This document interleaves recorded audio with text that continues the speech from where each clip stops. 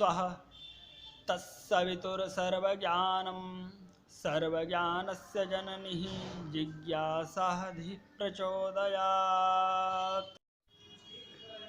जिज्ञासा ज्ञातुमिच्छा जिज्ञासा ब्रह्मसूत्र। सत्यान्वेषण का संकल्प, प्रश्न प्रतिप्रश्न के माध्यम से सत्य तक पहुँचने का संकल्प। संकल्प जो परम श्रेष्ठ तथा व्यक्ति और समाज, व्यष्टि एवं समष्टि सबके लिए परम हितकारी है। जिज्ञासा वह सहज प्रवृत्ति है जो मनुष्य सहित प्रत्येक जीवित प्राणी में जन्मजात विद्यमान होती है। चेतनता की अधिष्ठात्री, जिसके अभाव में प्राणी प्राण रहते हुए भी जड़वत होता है। शास्त्र की परिपाटी को मानते हुए संस्कृत जिज्ञासा गायत्री से ग्रंथ, ब्लॉग अथवा चैनल को शुरू करने पर पाठकों को रोष नहीं होना चाहिए। शास्त्रों के अनुसार जिज्ञासा ऐसी चीज के लिए होनी बताई गई है जो सर्वहितकारी हो, अर्थात व्यक्ति और समाज सबके लिए परम हितकारी हो। महर्षि व्यास ने अपने शास्त्र में ब्रह्म को सर्वश्रेष्ठ माना, जबकि व्यास शिष्य जैमिनी ने धर्म को श्रेष्ठ कहा। शास्त्रों को आत्मभोजी होना चाहिए, अर्थात शास्त्रों को अपने पुराने अवधारणाओं का भक्षण करते हुए स्वयं को नित्य नवीन सत्य के प्रकाश में सदैव परिमार्जित करते हुए आद्यतन करते रहना चाहिए। अतः पुराने ऋषियों से मतभेद रखना हमारे लिए पाप की वस्तु नहीं है। मेरा यह विचार है कि संसार की सर्वाधिक महत्वपूर्ण चीज स्वयं अपने आप में जिज्ञासा ही है, क्योंकि यही समस्त चराचर जगत ब्रह्म और धर्मादि ज्ञान का कारण है। समस्त शास्त्रों के सृजन का प्रेरक होने पर भी पुरातन ऋषियों ने स्यात् सत्यान्वेषण के इस सहज प्रवृत्ति को कम महत्व दिया। राहुल शंकराचार्य जी ने घुमक्कड़ी को सर्वश्रेष्ठ माना। पुनश्च यह ध्यातव्य है कि जिज्ञासा ही घुमक्कड़ी का बीज है। इसके अभाव में कोई घुमक्कड़ हो ही नहीं सकता।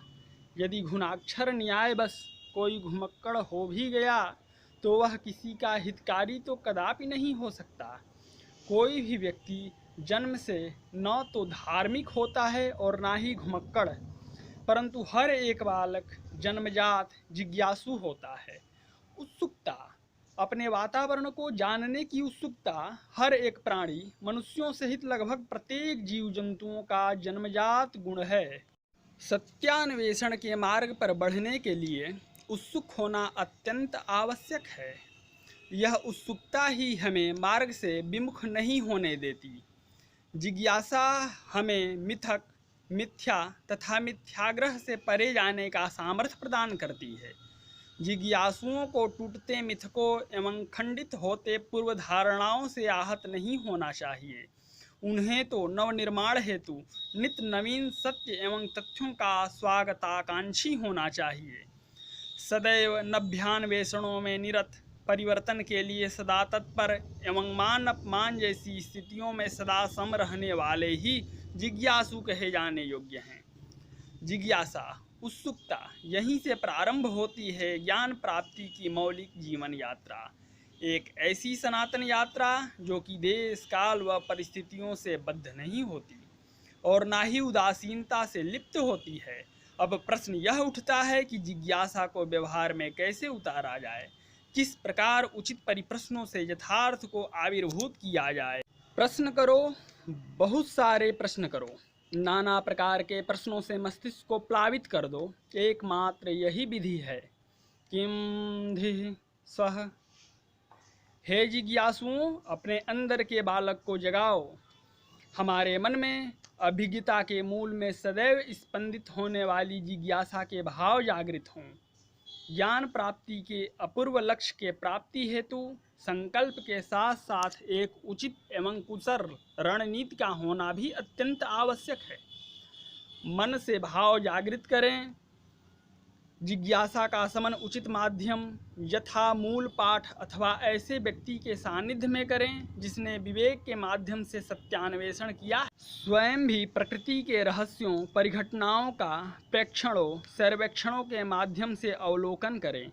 अस्तु। हे भावी जिज्ञासुओं, जिज्ञासु होने से भी अधिक महत्वपूर्ण यह है कि हम तर्क और कुतर्क के भेद को समझें, अन्यथा ज्ञान प्राप्ति की यह यात्रा शयास ही अनुशासनहीनता को जन्म देगी। पुनश्च यह कुतर्क जिज्ञासु को पतनोन्मुख कर देता है।